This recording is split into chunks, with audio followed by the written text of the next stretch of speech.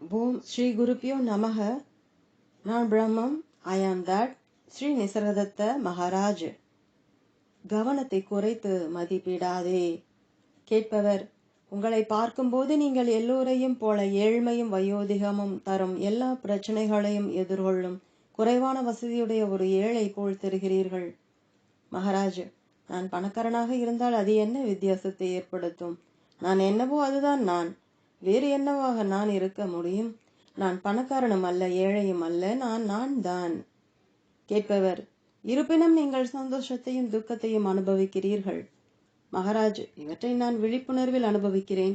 ஆனால் நான் விழிப்புணர்வும் அல்ல, அதன் உள்ளடக்கமும் அல்ல. கேட்பவர்: நம் உண்மையான இருத்தலில் நாம் அனைவரும் சமமே என்று நீங்கள் சொல்கிறீர்கள். உங்கள் அனுபவம் எங்கள் அனுபவத்திலிருந்து எதனால் மிகவும் வேறுபடுகிறது? மகாராஜ்: என் பிரத்யட்சமான அனுபவம் வித்தியாசமானதல்ல. என் மதிப்பீடும் மனப்பாங்கும் தான் வித்தியாசமானது. நீ பார்ப்பதைப் போலவே நானும் அதே உலகத்தை தான் பார்க்கிறேன். ஆனால் அதே விதத்தில் அல்ல. அதை பற்றி ரகசியமானது ஒன்றும் இல்லை. தன்னை பற்றிய கருத்தை கொண்டுதான் ஒவ்வொருவரும் உலகத்தை பார்க்கிறார்கள். நீ உன்னை எவ்வாறு புரிந்து கொள்கிறாயோ அவ்வாறுதான் உலகத்தையும் பார்ப்பாய். நீ உலகத்திலிருந்து தனிப்பட்டவன் என்று உன்னை கருதினால் உலகம் உன்னிலிருந்து தனிப்பட்டதாகத்தான் தோன்றும். அப்போது நீ ஆசையையும் அச்சத்தையும் அனுபவிப்பாய். நான் என்னிலிருந்து உலகத்தை தனித்து பார்ப்பது இல்லை. அதனால் எனக்கு ஆசைப்படவோ அச்சப்படவோ எதுவும் இல்லை. கேட்பவர்: உலகத்திற்கு நீங்கள் ஒரு ஒளி விளக்காக இருக்கிறீர்கள். ஒவ்வொருவரும் அப்படி அல்ல. மகாராஜ்: நான் என்னை உள்ளவாறு அறிந்து கொண்டதை தவிர எனக்கும் மற்றவர்களுக்கும் எந்த விதமான வித்தியாசமும் இல்லை. நான் எல்லாமுமே. எனக்கு அது உறுதியாக தெரியும், உனக்கு தெரியவில்லை.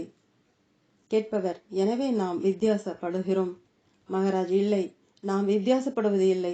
வித்தியாசம் மனதில் மட்டும்தான் உள்ளது, அதுவும் தற்காலிகமாகத்தான். நான் உன்னை போலத்தான் இருந்தேன், நீயும் என்னை போல் ஆகலாம். கேட்பவர்: கடவுள் பல்வேறு தன்மைகள் கொண்ட உலகத்தை படைத்துள்ளார். மகாராஜ்: பல்வேறு தன்மைகள் உனக்குள் மட்டுமே உள்ளன. உன்னை நீ உள்ளவாறு பார். அப்போது உலகத்தை அது உள்ளவாறு பார்ப்பாய். மெய்மையின் ஒரே தொகுப்பாக, பகுக்க முடியாததாக, விவரிக்க முடியாததாக உன் உருவாக்கும் திறன் அதன் மேல் ஒரு படத்தை விழ செய்கிறது. உன் எல்லா கேள்விகளும் அந்த படத்தை குறித்தே உள்ளன. கேட்பவர்: ஒரு திபெத்திய யோகி கடவுள் ஒரு குறிப்பிட்ட காரணத்திற்காக இந்த உலகத்தை படைத்து ஒரு திட்டப்படி அதை இயக்குகிறார் என்று எழுதியுள்ளார். அந்த காரணம் நல்லது, திட்டம் புத்திசாலித்தனமானது. மகாராஜ்: இவையெல்லாம் தற்காலிகமானவை. நான் சாசுவதமானதை பற்றி பேசுகிறேன். கடவுளும் அதன் பிரபஞ்சங்களும் வரலாம், போகலாம். அவதாரங்கள் ஒன்றை ஒன்று முடிவில்லாமல் தொடரலாம். முடிவில் நாம் ஆதாரத்திற்கு திரும்புவோம். நான் எல்லா கடவுள்களுக்கும் அவற்றின் இருக்க போகின்ற பிரபஞ்சங்களுக்குமான காலத்திற்கு அப்பாற்பட்ட ஆதாரத்தை பற்றித்தான் பேசுகிறேன். கேட்பவர்: நீங்கள் அவை எல்லாவற்றையும் அறிவீர்களா? நீங்கள் அவற்றை ஞாபகம் வைத்துள்ளீர்களா? மகாராஜ்: சில சிறுவர்கள் விளையாட்டாக ஒரு நாடகத்தை அரங்கேற்றும் போது அதில் பார்ப்பதற்கும் ஞாபகம் வைத்துக் கொள்ளவும் என்ன இருக்கிறது? கேட்பவர்: ஏன் மனிதகுலம் பாதி ஆணாகவும் பாதி பெண்ணாகவும் உள்ளது? மகாராஜ்: அவர்களின் மகிழ்ச்சிக்காக. அவர்களுக்கிடையே சந்தோஷம் இருக்க.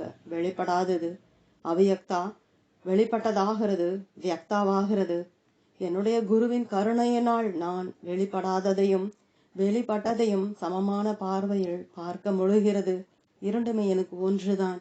வாழ்க்கையில் வெளிப்பட்டது வெளிப்படாததுடன் கலந்து விடுகிறது. கேட்பவர்: எப்படி வெளிப்பட்டது வெளிப்படாததிலிருந்து வெளிப்படுகிறது? மகாராஜ்: இரண்டுமே ஒரே மெய்மையின் இயல்புகள் தான். ஒன்று மற்றொன்றிற்கு முந்தையது என்று சொல்வது சரியல்ல. இந்த கருத்துக்கள் எல்லாம் விழித்த நிலையை சேர்ந்தவை. கேட்பவர்: எது விழித்த நிலையை கொண்டு வருகிறது? மகாராஜ்: எல்லா படைப்புகளுக்கும் வேறாக ஆசை உள்ளது. ஆசையும் கற்பனையும் ஒன்றை ஒன்று வளர்த்தவும் ஸ்திரப்படுத்தவும் செய்கின்றன. 4ஆம் நிலை துரியா என்பது தூய சாட்சித்தன்மை, பற்றுதலற்ற பிரக்ஞை, உள்ளடக்கமற்றது மற்றும் நிசப்தமானது. அது தனக்குள் எது இருந்தாலும் அதனால் பாதிக்கப்படாத வெளியை போன்றது. உடல் மற்றும் மனம் சார்ந்த தொல்லைகள் அதை சென்று அடைய மாட்டா. அவை அங்கு புறத்தில் இருக்கும். ஆனால் சாட்சித்தன்மை எப்போதும் இங்கு இருக்கும். கேட்பவர்: எது மெய்யானது? புறப்பொருட்களா அல்லது அகம் சார்ந்தவையா?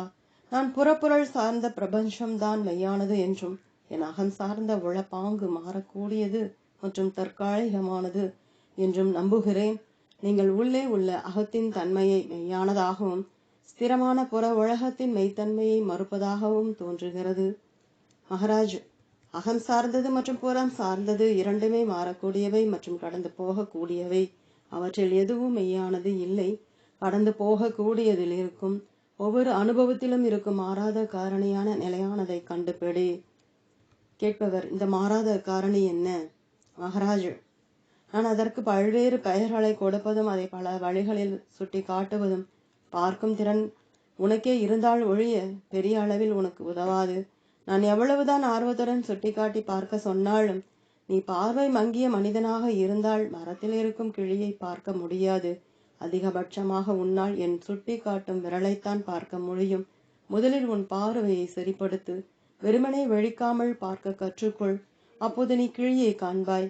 அத்துடன் உனக்கு பார்க்க உண்மையான ஆர்வம் இருக்க வேண்டும். மெய்யறிவை பெற உனக்கு தெளிவும் முனைப்பும் தேவை. மனம் மற்றும் இதயத்தின் முதிர்ச்சி தேவை. அவை நீ எவ்வளவுதான் சிறிய அளவில் புரிந்து கொண்டு இருந்தாலும் அவற்றை தினசரி வாழ்க்கையில் ஈடுபாட்டுடன் செயல்படுத்துவதால் வருபவை. யோகாவில் விட்டு கொடுத்தல் என்பது இல்லை. நீ பாவ காரியம் செய்ய விரும்பினால் முழு மனதுடனும் வெளிப்படையாகவும் செய். மெய்யார்வமிக்க சாதுகளுக்கு நற்செயல்கள் எப்படியோ அப்படி பாவ காரியங்களும் மெய்யார்வமிக்க பாவிகளுக்கு கற்றுக் கொடுக்கும். பாவத்தையும் புண்ணியத்தையும் கலப்பதுதான் பேரழிவானது. விட்டு கொடுத்தல் போல வேறு எதுவும் தடை செய்யாது. ஏனெனில் அது ஈடுபாடு இல்லாததை காண்பிக்கிறது. ஈடுபாடு இல்லாமல் எதுவும் செய்ய முடியாது. கேட்பவர், நான் சிக்கனத்தை அங்கீகரிக்கிறேன். ஆனால் நடைமுறையிலோ ஆடம்பரமாக வாழ்கிறேன். சுகங்களை நாடுவதும் துக்கத்தை தவிர்ப்பதுமான பழக்கம் என்னுள் ஆழமாக பதிந்திருப்பதால் என் எல்லா நல்ல குறிக்கோள்களும் கோட்பாடுகள் என்னும் அளவில் உயிருடன் இருக்கின்றன. ஆனால் நடைமுறை வாழ்க்கையில் அவை இடம் பிடிப்பதில்லை. நான் மெய்யார்வத்துடன் இல்லை என்று என்னிடம் சொல்வது எந்த பயனையும் தராது. ஏனெனில் மெய்யார்வம் உள்ளவனாக என்னை எப்படி மாற்றுவது என்று எனக்கு தெரியாது. மகாராஜ், நீ மெய்யார்வமுடையவனோ மெய்யார்வமற்றவனோ அல்ல. மனோநிலைகளுக்கு பெயரிடுவது என்பது நீ ஒத்துக்கொள்வதையோ அல்லது ஒத்துக்கொள்ளாததையோ வெளிப்படுத்தத்தான் பயன்படும். பிரச்சனை உன்னுடையது அல்ல, அது உன் மனதினுடையது மட்டுமே. மனதோடு உடன்படாமல் இருப்பதிலிருந்து ஆரம்பி. நீ மனம் அல்ல, அதன் பிரச்சனைகள் உன்னுடையவை அல்ல என்று தீர்மானமாக உன்னை ஞாபகப்படுத்திக் கொள். கேட்பவர், நான் மனமல்ல, அதன் பிரச்சனைகளை நான் பொருட்படுத்துவது இல்லை என்று எனக்குள் சொல்லிக்கொண்டு இருக்கலாம். ஆனால் மனமும் அதன் பிரச்சனைகளும் அப்படியே இருக்கின்றன. நான் போதுமான அளவிற்கு திட நம்பிக்கையுடன் இல்லாததால் தான் இப்படி என்றும் நான் மேலும் திட நம்பிக்கையுடன் இருக்க வேண்டும் என்றும் தயவு செய்து சொல்லாதீர்கள். அது எனக்கு தெரியும். அதை நான் ஒப்புக்கொள்கிறேன். உங்களை கேட்பதெல்லாம் அதை எப்படி செய்வது என்பதுதான். மகாராஜ், நீ அதை கேட்கவாவது செய்கிறாய். ஆரம்பிப்பதற்கு இதுவே நல்லது. சிந்தித்து கொண்டே இரு, ஆராய். ஒரு வழியை கண்டுபிடிக்க மெய்யார்வத்துடன் இரு. உன் இருத்தலை பற்றிய மாறாத கவனத்துடன் இரு. உன் மனதை கவனி. முழு கவனத்தையும் அதற்கு கொடு. பலன்களை விரைவில் அடைய பார்க்காதே. உன் கவனத்திற்குள் வரக்கூடிய எதுவும் இல்லாமல் இருக்கலாம். உனக்கு தெரியாமலே உன் மனப்பாங்கு ஒரு மாற்றத்திற்கு உட்படும். உன் சிந்தனையில் அதிக தெளிவு இருக்கும். உன் உணர்ச்சிகளில் அதிக உதவும் தன்மை இருக்கும். உன் செயல்களில் தூய்மை இருக்கும். இவற்றை நீ குறிக்கோளாக கொள்ள வேண்டியதில்லை. நீ எதிர்பார்க்காத மாற்றங்கள் உன் கவனத்திற்குள் வரும். நீ இப்போது இருக்கும் நிலை உன் கவனமில்லாததின் விளைவு. உனக்குள் நிகழும் மாற்றங்கள் உன் கவனத்தினால் வருபவை. கேட்பவர், வெறும் கவனம் என்னும் இந்த ஆராய்ச்சி எப்படி எல்லா மாற்றங்களையும் ஏற்படுத்தும்? மகாராஜ், இதுவரையிலும் உன் வாழ்க்கையில் தாமச குணமும் ராஜச குணமும் மேலோங்கி இருந்தன. கவனம், உஷார்த்தன்மை, பிரக்னை, தெளிவு, உயிரோட்டம், வீரியம் ஆகிய யோகாவினால் சாத்வீகத்துடன் உன் முழு ஒருமை தன்மை ஏற்படும். தாமசத்தையும் ராஜசத்தையும் ஏற்படுத்தி வலுவிழக்க செய்வதும் சுயத்தின் உண்மையான தன்மைக்கு ஏற்றவாறு நபர் தன்மையை சீரமைப்பதும் சாத்வீகத்தின் இயல்பு. சாத்வீகம் சுயத்தின் விழிப்புடனும் கீழ்ப்படிதலுடனும் எப்போதும் இருக்கும் நம்பகமான பணியாள். கேட்பவர், அதை நான் வெறுமனை கவனத்துடன் இருந்தால் அடைவேனா? மகாராஜ், கவனத்தை குறைத்து மதிப்பிடாதே. கவனம் என்றால் மனமார்ந்த ஈடுபாடு, அன்பு, அறிந்து கொள்தல், கண்டுபிடித்தல் அல்லது உருவாக்குதலை குறிக்கும். அதற்கு நீ உன் இதயத்தை அதில் ஊற்ற வேண்டும். அதுதான் முழு கவனம் என்பது. எல்லா ஆசீர்வாதங்களும் அதிலிருந்து ஊற்றெடுக்கும். கேட்பவர், நீங்கள் நான் என்பதில் கவனத்தை செலுத்த சொல்கிறீர்கள். இதுவும் கவனத்தின் ஒரு வடிவமா? மகாராஜ், ஆமாம், வேறு என்ன? உன் சிதறாத கவனத்தை உன் வாழ்க்கையின் மிக முக்கியமான நான் என்பதின் மேல் செலுத்து. உன் தனிப்பட்ட பிரபஞ்சத்திற்கு நீதான் மையம். மையத்தை அறியாமல் வேறு எதை நீ அறிய முடியும்? கேட்பவர், ஆனால் நான் எப்படி என்னை அறிய முடியும்? என்னை அறிய நான் அதிலிருந்து தனித்து இருக்க வேண்டும். ஆனால் என்னிலிருந்து தனித்து இருப்பது நானாக இருக்க முடியாது. எனவே என்னை நான் அறிய முடியாது போல் தோன்றுகிறது. என்னை என்னவாக நான் எடுத்துக்கொள்கிறேனோ அப்படித்தான் அறிய முடியும். மகாராஜ், மிகச்சரி. எப்படி உன் முகத்தை பார்க்க முடியாமல் அதன் பிரதிபலிப்பை மட்டுமே கண்ணாடியில் பார்க்க முடியுமோ அப்படி. தூய பிரக்ஞை என்னும் கரைபடாத கண்ணாடியில் பிரதிபலிக்கும் உன் பிம்பத்தை மட்டுமே நீ பார்க்க முடியும். கேட்பவர், நான் எப்படி அந்த கரைபடாத கண்ணாடியை பெறுவது? மகாராஜ், கரைகளை நீக்குவதன் மூலம்தான். கரைகளை தேடி பார்த்து அவற்றை நீக்கு. அதுதான் விவேக வைராக்கியம். பண்டை காலத்து போதனைகள் மிகவும் செல்லுபடியாக கூடியவை. கேட்பவர், பார்ப்பது மற்றும் நீக்குவது என்பது என்ன? மகாராஜ், தூய கண்ணாடியின் இயல்பு நீ அதை பார்க்க முடியாது என்பதே. கரைகளை மட்டுமே உன்னால் பார்க்க முடியும். அதிலிருந்து விலகிவிடு. அதை விட்டுவிடு. அது தேவையில்லாதது என்று அறிந்து கொள். கேட்பவர், பார்க்கக்கூடிய எல்லாமுமே கரைகளா? மகாராஜ், ஆமாம், எல்லாமும் கரைகளே.